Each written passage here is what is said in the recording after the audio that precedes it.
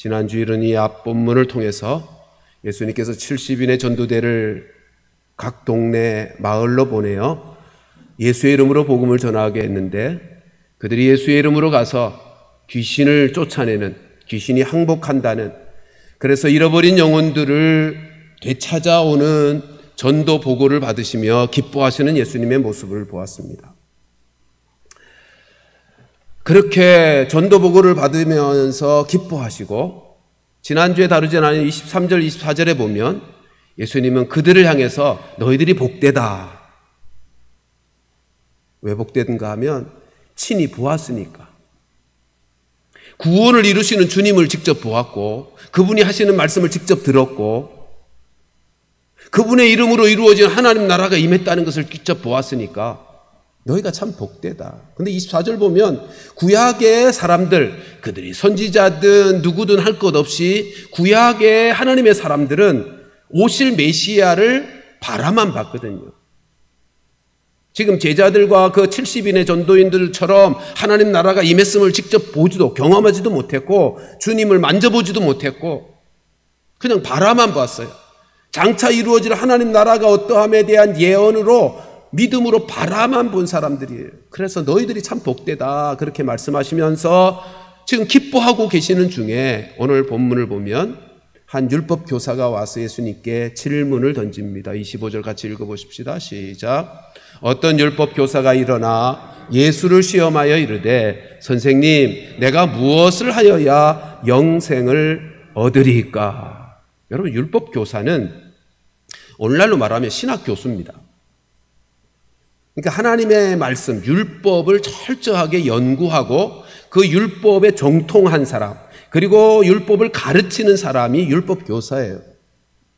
자, 그런데 왜 그런 사람이 예수님께 와서 이런 질문, 내가 무엇을 하여야 영생을 얻으리까? 구원을 받을 수 있습니까? 라는 질문을 했을까요? 이 율법 교사가 예수님의 가르침과 예수님의 사역을 보면서 질문이 생긴 거예요. 아니, 화가 난 거예요. 예수님께서 가르치시는 구원에 관한 가르침이 잘못됐다고 문제를 느끼게 된 거예요. 여러분, 예수님은 뭐라고 가르치셨죠? 회개하라, 천국이 가까웠다. 회개함으로 천국에 들어간다고 가르쳤어요. 죄사함으로 구원을 받는다고 가르쳤다고요. 율법 학자는, 이 율법 선생은 어떻게 구원받는다고 믿고 있는 거예요? 율법을 철저하게 지켜 행함으로 구원을 받는다고 생각한단 말이에요. 그러니까 자기가 이제까지 믿고 알고 가르쳐 왔던 것과는 전혀 다른 구원에 대해서 말씀하시니까 도무지 이해할 수도 없고 받아들일 수도 없고 화가 났어요. 그래서 오늘 본문에 보면 예수님을 시험하려고 이렇게 돼 있어요. 무슨 말이에요? 예수님으로 하여금 잘못된 것, 예수님의 지금 가르치는 구원의 그 가르침이 잘못된 것을 일깨우기 위해서, 드러내어 가르치기 위해서, 바로잡기 위해서 지금 예수님께 이 질문을 던지고 있는 것입니다. 여러분, 구원은 어떻게 얻는 거예요? 누가 지금 옳아요? 사실 하나님께서 구약 백성들에게 율법을 주신 목적이 뭐죠?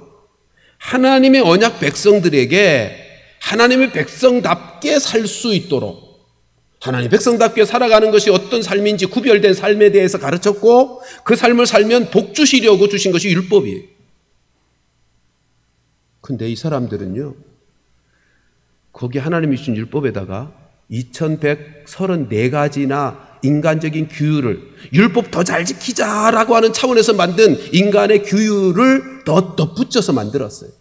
그리고는 더 심각한 건 거기다가 율법을 지켜야 구원을 받는 것으로 뒤집어 놓았어요. 율법 왜 주셨다고요? 이미 구원받은 하나님의 백성들이 세상 사람들과는 어떻게 구별되어 살아야 되는지, 그리고 그렇게 살면 하나님이 어떤 복을 주시는지를 복 주시기 위해서 주신 것이 율법이에요. 하나님 말씀이라고요.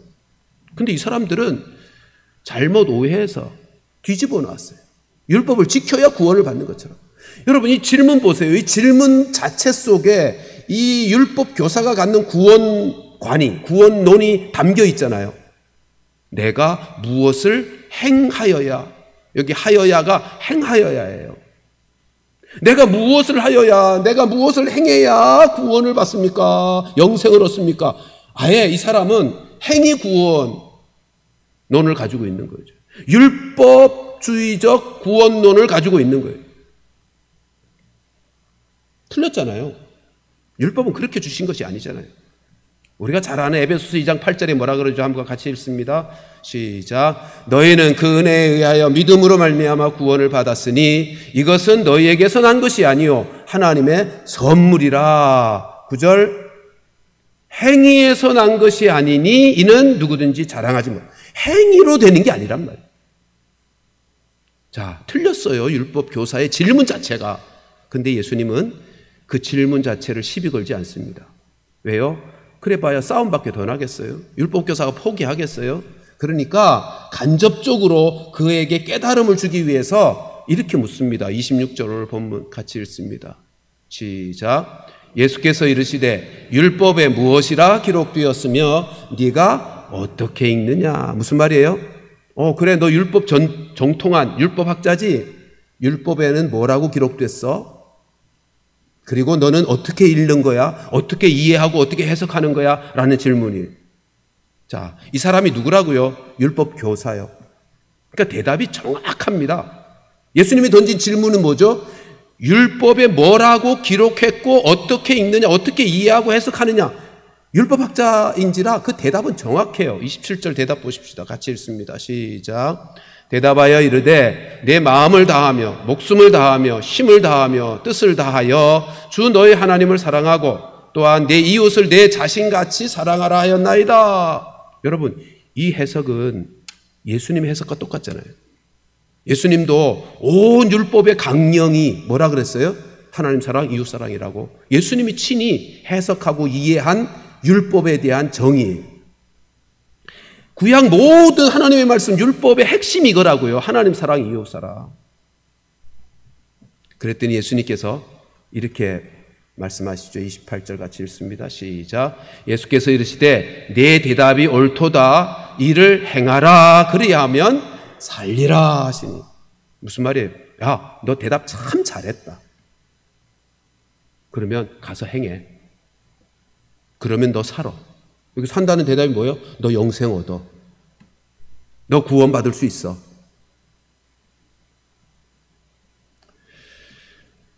여러분, 근데 여기서 이 예수님의 28절의 대답을 아주 제대로 잘 살펴 이해해야 됩니다. 여기 행하라고 하는 단어가요, 계속 행하는 것입니다. 살아있는 동안 계속 그 율법, 네가 말한 대답, 그 대답이 옳은데 하나님의 말씀, 율법이라고 하는 것은 하나님을 그렇게 사랑하고 이웃을 그렇게 사랑하는 것인데 그것을 온전하게 완벽하게 지속적으로 네가 살아있는 동안 계속 그렇게 행해야 돼. 그러면 너 구원받아. 자, 문제는 그렇게 살 수 있어요, 없어요? 문제는 그렇게 살 사람이 없는 거예요. 하나님을 내 마음을 다하고 생명을 다하고 힘을 다하고 뜻을 다해서 하나님을 끊임없이 다른 거 사랑하는 것이 한치도 내 마음에 자리 잡지 못하게 하고 그렇게 살아가고 이웃을 자신 사랑하는 것처럼 그렇게 살아있는 동안 늘 사랑하는 거, 그 삶이 살 사람이 아무도 없어요. 로마서 3장 20절에서는 사도 바울이 아주 분명하게 우리에게 일깨워줬죠. 율법의 행위로 그의 앞에 의롭다함을 얻을 육체가 아무도 없다. 율법으로는 죄를 깨닫게 할 뿐이다.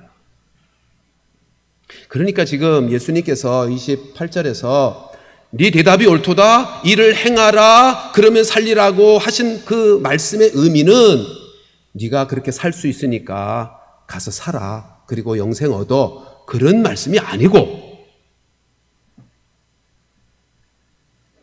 할 수 없는 것을 스스로 깨닫게 하시기 위해서 던진 말씀이에요. 예를 들면 우리가 아이를 키울 때 고집스러운 아이인 경우 그거 하지 마라, 하지 마라 그러는데도 고집스러운 아이는 하겠다고 고집을 피워요. 그러면 화가 나서 엄마가 어떡하죠? 그래, 해봐. 그 말이 무슨 말이에요? 해보고 스스로 내가 할 수 없는 거, 이거 하면 안 되는 거구나를 스스로 깨닫게 하려고 할 때가 있잖아요. 지금 그런 상황이에요. 율법 교사니까, 율법에 정통한 사람이니까, 율법으로 구원을 얻는다고 가르치는 사람이니까 달리 가르칠 방법이 없는 거예요. 그래? 네 대답 뭐래? 맞아. 가서 해봐.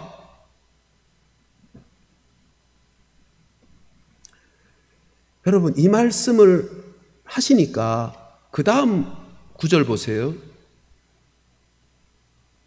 율법 교사가 뭐라 그래요? 내 이웃이 누굽니까? 라고. 근데 내 이웃이 누굽니까? 라고 던진 질문의 동기가 뭐예요? 자기를 옳게 보이려고. 무슨 말이에요? 교만한 마음으로. 교만한 마음. 여러분, 지금 예수님께서는 그에게 네 대답이 옳도다, 이를 행하라, 그리하면 살리라고 말씀하게 된 배경이 뭐라고요? 안 되는 줄 알지만 스스로 깨닫게 하려고, 아무도 행위로 의롭다함을 얻을 수 있는 인생이 없음을, 타락한 인생이 무슨 행위로 의롭다함을 하나님 앞에서 얻겠어요? 아시면서도 그렇게 말씀하신 거라고요. 그런데도 이 율법 교사는 스스로 교만해요. 자기는 이제까지 율법을 다 그렇게 지켜왔다고 생각하는 거예요. 그리고 얼마든지 자기가 그렇게 지킬 수 있다고 자신하는 거예요. 그 교만한 마음 가지고 내 이웃이 누구예요? 라고 지금 다시 질문하는 거죠. 그러니까 이런 거예요. 한편 율법 교사가 예수님의 대답을 듣고 기분이 나빴을 수도 있어요. 야, 네 대답을 오라. 그러니까 너 가서 행해. 그러니까 아니, 내가 이제까지 다 행해왔는데, 내가 율법이라고 하면 그렇게 철저하게 다 지켜왔는데 무슨 소리야? 또 가서 행하라니? 당연히 행할 수 있지. 자, 이웃을 그렇게 사랑하는 것이라 하는 대답이 옳다고 하셨으니 나한테 이웃이 누구인지 대답해 주세요. 내가 얼마든지, 내가 내 이웃을 그렇게 나 자신 사랑하듯이 사랑했음을 증명해 보일 수 있어요 라고 자신 있게 자기를 옳게 보이려고 지금 묻고 있는 것입니다. 여러분, 지금 이 율법사에게 있어서, 율법 교사에게 있어서 자기는 예수님이 이웃에 대해서 정의를 내려주시면 자기가 얼마나 이웃을 사랑해 왔는지를 증명해 보이겠다는 거예요. 자신만만한 거예요. 그러면 율법 교사가 생각하는 이웃은 누굴까요? 그 당시 유대인들은요, 이웃 그러면 어떻게 생각했냐면 자기 부류와 같은 사람을 이웃이라고 생각하는 거예요. 같은 유대인. 이 율법 교사는 바리새파에 속한 사람이니까 바리새파가 내 이웃이지. 더더군다나 바리새파 중에 여러 학파들이 있는데 어느 문화에 있는 그 동료들, 그것이 내 이웃이지. 그 당시 유대인들의 자기 이웃에 대한 개념이 그랬다고요. 여러분, 이 율법 교사에게 있어서 이방인은 결코 그의 이웃이 될 수 없었습니다. 율법 교사에게 있어서 이방인은 내 이웃이라고 하는 이웃의 개념 속에 없었어요. 사마리아인도 없었습니다. 세리도 없었습니다. 창기도 내 이웃이 아니었습니다. 그러니까 자신만만한 거예요. 내가 내 동료, 내 학파, 내 수준의, 내 부류와 같은 그 사람들 내가 그렇게 사랑해 왔는데 자신만만한 거예요. 그래서 예수님께서 대답으로 주신 이야기가 우리가 잘 아는 선한 사마리아 사람 비유입니다. 그러니까 보세요. 예수님이 선한 사마리아 사람 비유를 들어 대답하신 이유가 뭐예요?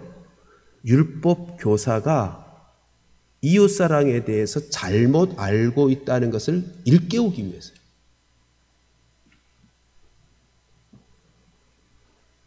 율법 교사가 얼마나 제한적인 이웃에 대한 개념을 가지고 있으며 얼마나 잘못된 이웃에 대한 개념과 이웃사랑에 대한 명령에 대해서 잘못 깨닫고 있는지를 스스로 깨닫게 하기 위해서 주신 것이 선한 사마리아 사람 비유라고요. 자, 그 스토리는 잘 아시죠? 대략 한번 살펴볼까요? 어떤 사람이 예루살렘에서 여리고로 내려갔습니다. 지도를 보시면 예루살렘에서 여리고로 내려가는 길 북동쪽으로 한 25km 거리예요. 근데요, 예루살렘은 지상 800m 이상 고지대고요. 여리고는 지하 마이너스 200이 넘는 아주 낮은 지역. 그러니까 그 경사가 어떻게 돼요? 1km가 넘는, 1000m가 넘는 경사를 가지고 있다고. 그러니 얼마나 가파랐겠어요. 지금도 그 성지 가보면 버스 타고 그냥 계속 내려가죠. 그러니까 예루살렘에서 여리고로 내려가는 길이에요. 예루살렘이 수도잖아요. 그러니까 돈이 많은 곳이었을 거 아니에요. 그러니까 그 험준한 골짜기에 강도들이 돈 냄새 맡고 가끔 와서 자주 강도짓을 하곤 했어요. 그러니까 아무튼 어떤 사람이 그곳에서 강도를 만나서 옷이 벗겨지고 죽을 만큼 매질을 당해서 쓰러져 있어요. 그 사람은 분명히 유대인입니다. 왜냐하면 당시 예루살렘을 오가는 사람들은 대체로 유대인이었기 때문입니다. 자, 유대인이 옷 벗김을 당하고 매질을 당해서 거반 죽게 되어 쓰러져 있어요. 그런데 그곳을 대지상이 지나갑니다. 근데 오늘 본문에 뭐라 그러죠? 피하여 지나가 버렸습니다. 그를 보았는데. 두 번째, 레위인도 똑같이 피하여 지나가 버렸습니다. 그리고는 한 사람, 또 다른 사람이 등장하는데 사마리아 사람입니다. 사마리아 사람은 유대인과의 관계에 있어 어떤 사람이죠? 유대인으로부터 경멸받고 무시받는, 사람 취급받지 않는 그 사마리아인이 여행 중에 그 길을 지나가다가 그 강도 만난 자를 만났어요. 그 사마리아 사람이 어떻게 하죠? 불쌍히 여깁니다. 그리고 가서 기름과 포도주로 응급처치를 하고 상처를 싸매어서 자기가 타고 온 짐승에다 태우고 주막에 가서 그를 치료해 줍니다. 그리고 하룻밤을 그렇게 보내고 그 다음 날 자기는 가야 될 곳이 있으니까 떠나면서 어떻게 했다고요? 주막 주인에게 2데나리온을 줬대요. 1데나리온이 1당이라 그랬잖아요. 오늘날로 말하면 2데나리온이니까 20만 원 준 거예요.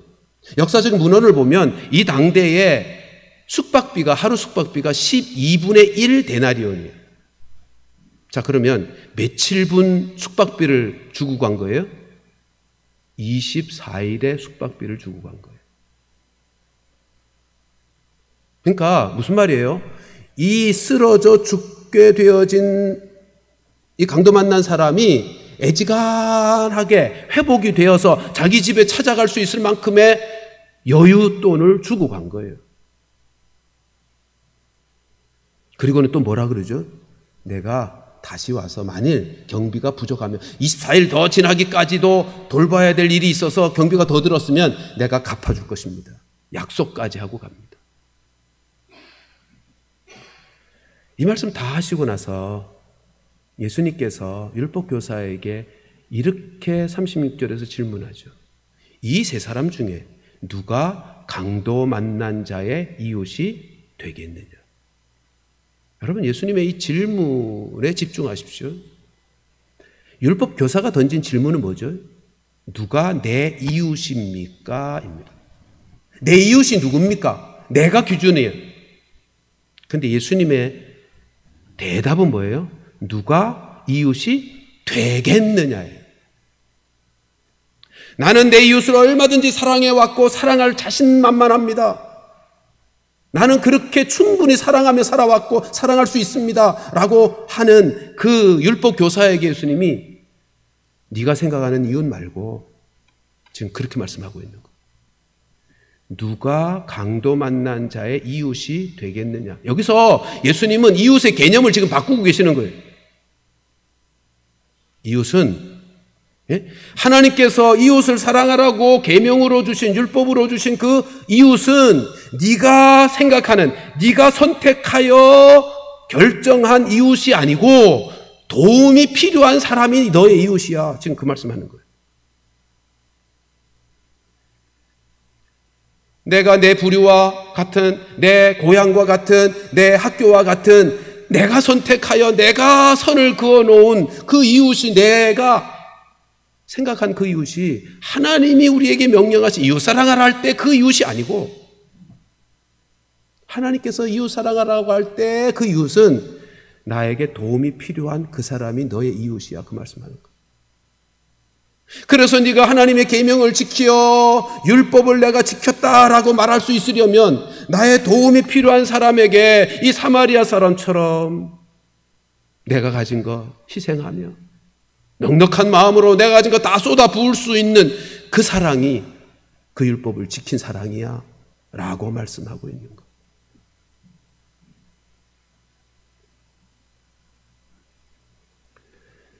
여러분 지금 예수님이 이 선한 사마리아 비유를 드실 때 매우 의도를 가지고 계시다는 것을 읽어낼 수 있죠. 등장인물이 누구예요? 사마리아 사람과 유대인이에요. 그것도 사마리아 사람이 유대인에게 도움받는 줄거리가 아니고 유대인이 사마리아 사람에게 도움을 받는 줄거리로 지금 비유하고 있어요. 매우 의도가 담겨 있단 말이에요. 이 이야기를 듣는 율법교사, 바리새인 중에 바리새인인 이 율법교사의 마음속에 어떤 생각이 들었을까요? 부끄러운 생각이 들지 않았겠어요?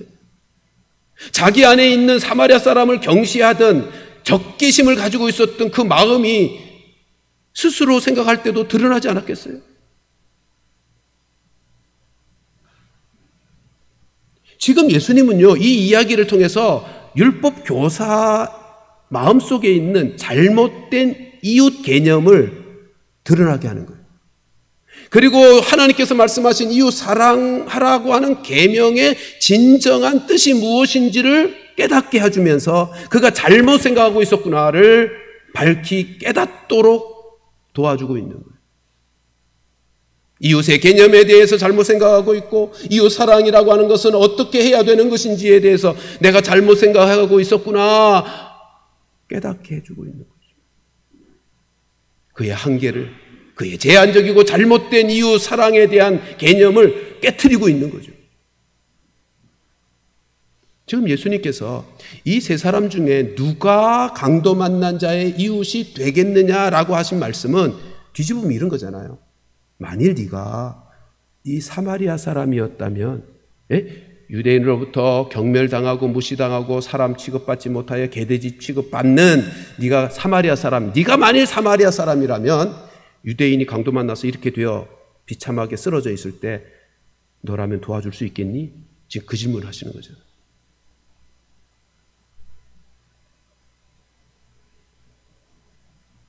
여러분 이에 대한 율법 교사의 대답을 보십시오. 37절에 이렇게 말합니다.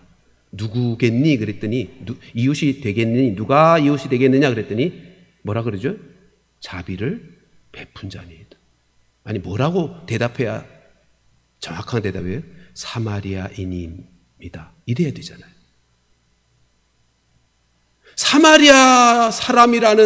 사마리아라는 단어조차 입에 오르기가 힘든 거예요, 이 사람. 그만큼 사마리아 사람에 대한 경멸함을 아직도 품고 있는 거예요. 그래서 사마리아 사람입니다라고 대답하지 못하고 자비를 베푼 자니다라고 대답하고 있을 뿐이에요. 그러니까요, 지금 예수님께서 이 비유를 들었을 때만 해도 율법교사 마음속에는 죽었다 깨어나도 난 그거 안 되겠다. 자기 자신의 한계를 보게 되는 거죠. 내가 그 사마리아 사람이라면 나를 경멸하는 그 사람에 대해서 나는 죽었다 깨어나도 희생하며 사랑을 베풀 수 없었겠구나. 자기 한계를 보게 하신 것입니다. 여러분, 그러니까 오늘 이 선한 사마리아 사람의 비유를 통해서 예수님은 율법교사가 잘못 알고 있는 두 가지를 일깨우시는 거죠. 그 첫째가 뭐예요? 이웃에 대한 정의요. 성경에서 말씀하는 이웃 사랑하라 할 때 이웃의 정의가 뭐라고요? 내가 내 주변의 사람들, 내가 좋아하는 사람들, 나에게 유익을 줄 수 있는 사람들에 내가 선택한 사람들이 이웃이 아니고 나의 도움이 필요한 그 사람이 이웃이다라고 하는 것을 일깨우는 것이고, 이웃을 사랑하라라고 주신 그 명령, 두 번째는 그 명령의 내용은 원수까지라도, 나를 미워하고 경멸하고 나를 무시하는 그 사람까지라도 그가 나에게 도움이 필요하다면 도와줄 수 있는 것, 그게 이웃을 사랑하라는 말씀의 의미인 것을 지금 깨우치고 있는 것입니다. 자, 이제 우리를 보십시다. 우리는 어떻습니까?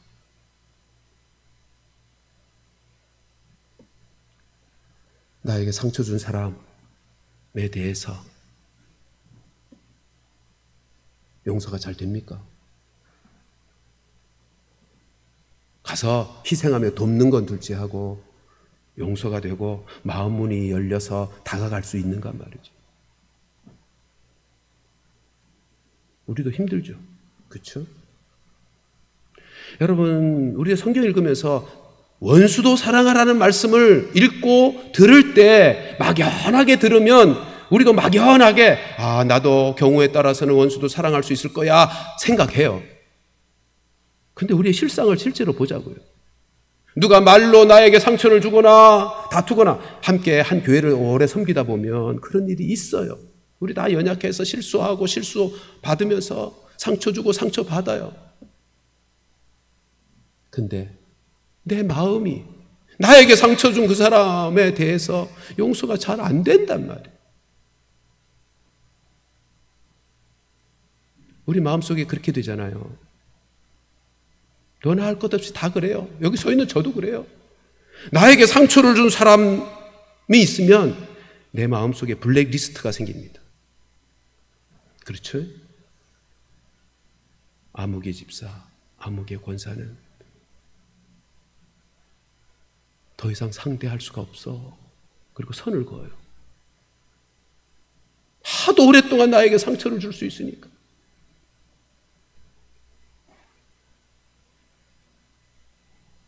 우리 안에 나도 모르게 블랙리스트가 생겨서 선을 긋고 관계를 하나는 것이 편한 거예요.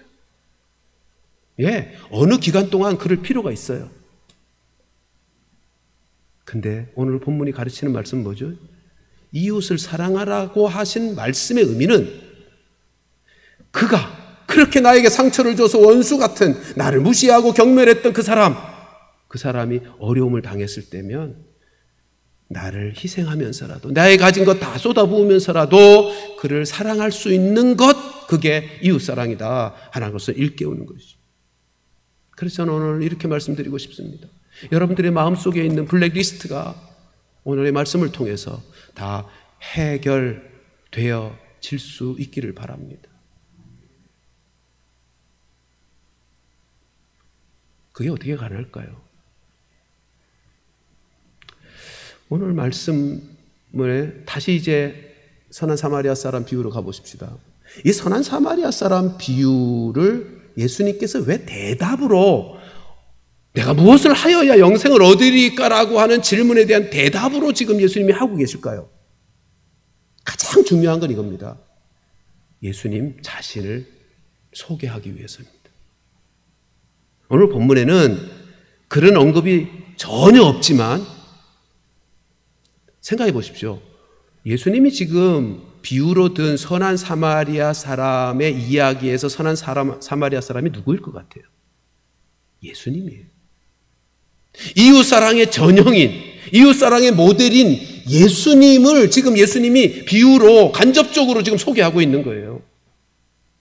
아까 보셨잖아요. 선한 사마리아 사람 어떻게 했다고요? 자기를 경멸하고 무시하는 유대인 원수 같은 적개심을 가질 만한 그를 향해서도 불쌍히 여겼어요. 그리고 자기 가지고 있는 거 다 쏟아 부었어요. 얼마나 넉넉하고 여유로운 마음으로 또 와서라도 필요한 것이 있다면 자기가 책임지겠대요. 생각해 보십시오. 그 당대 이스라엘 백성들, 유대 백성들은요, 강도 만난 상황이었다고요. 영적으로 보면 강도 만나 거반 죽게 된 상황이었다고요. 그 시대를 암흑시대라 그래요. 신학적으로. 영적 암흑시대. 하나님 앞에 범죄해서 사탄에게 사로잡혀, 사탄이라는 강도에게 매여서 다 빼앗겼어요. 하나님이 주신 선한 것들, 축복들, 은사들 다 뺏겼어요. 그리고 거반 죽을 지경이 되었다고요. 하나님께서 그들을 살리게 하시려고 제사장도 보내고 종교적 지도자들을 보냈는데도 그들이 한 짓은 뭐죠? 모르는 체 하는 거예요. 책임을 지지 않았어요.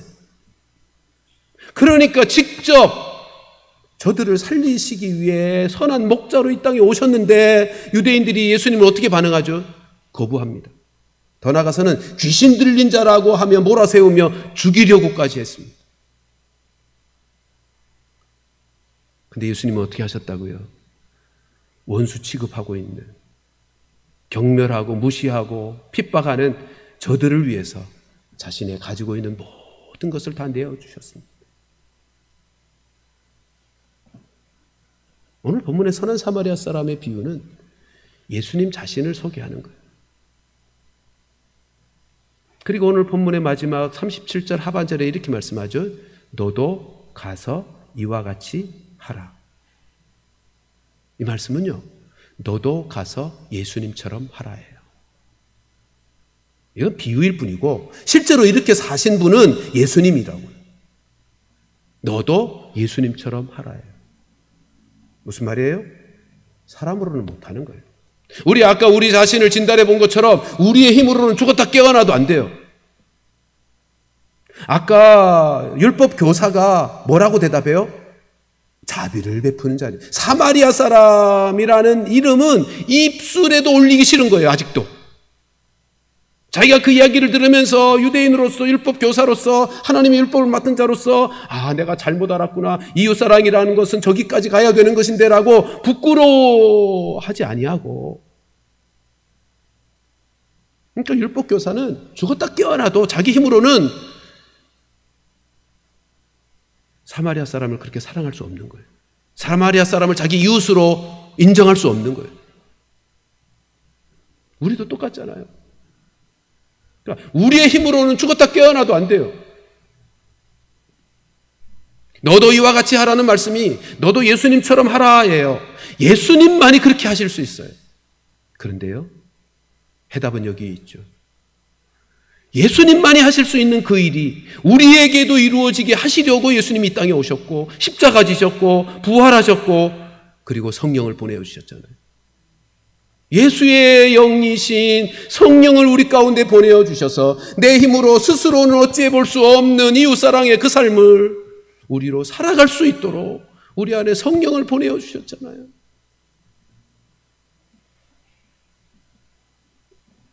내가 살지 않고 내 안에 계신 그분으로 살 때 이웃사랑이 가능해요.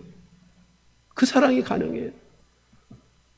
나에게 상처를 주고 나를 모함하고 나를 헐뜯었던 원수 같은 그 사람, 주님이 주시는 마음으로, 주님의 마음으로 그 일이 가능해요. 사랑하는 성도들이여, 선한 사마리아 사람의 비유의 이 말씀을 통해서 우리 안에 있는 블랙리스트들이 다 해결되어지는 은혜가 있기를 주님의 이름으로 축원합니다. 예수 그리스도의 생명으로 살면 됩니다. 여러분, 이제는 우리가 할 수 있게 된 거예요. 예? 할 수 있게 된 거예요. 그러니까 우리도 두 가지를 바꾸셔야 돼. 예? 내 이웃이 누구인가가 근본적으로 바뀌어져야 돼. 우리 순원들만 내 이웃 아니고요. 우리 동북교회 교인들만 내 이웃 아니고요. 지금 우리나라 저 충북 진천에 와 있는 아프가니스탄에서 온 그분들도 내 이웃이란 말이에요. 예? 이웃이 되어 주어야 하는 것이에요.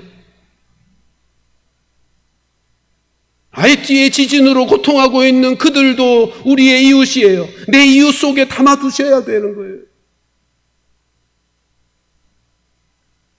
우리가 그들이 안정되게 이 땅에서 생명 부지하고 잘 살아갈 수 있도록 기도로 지원하는 것이라도 해야 되는 거예요.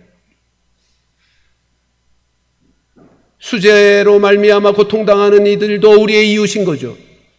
여러분, 우리 교회는요, 몇 년도였는지 모르지만 이제 10년도 지난 것 같아요. 당회에서 이런 결정을 한 적이 있습니다. 우리나라에서 수재가 나와서 모금을 해야 될 상황이 되면 당회 결정 없이 수재 헌금을 하는 것으로 한다. 그렇게 결정한 때가 있었어요. 여러분, 그건 하냐 마냐를 결정할 문제가 아니란 말이에요. 내 주변을 돌아보십시오. 병들어 고통하느니, 외로워서 힘들어하는 일, 그래서 누군가의 도움이 필요한 그 사람들이 내 이웃이에요. 이웃을 너 자신같이 사랑하라 하시니 계명을 지키는 방식이 뭐냐 하면 나의 도움이 필요한 사람들에게 외면하지 말고 피해가지 말고 도와주는 것이 이 계명을, 아니 하나님의 모든 말씀의 가장 핵심적인 가치를 지키는 일이란 말이죠.